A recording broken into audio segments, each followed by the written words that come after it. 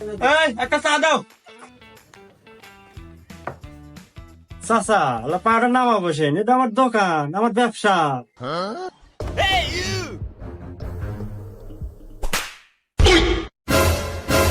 এই তোর সাহস তো কম না, তুই সামান্য চার দোকানদার হইয়া পাইলটের বাবার সাথে খারাপ ব্যবহার করস।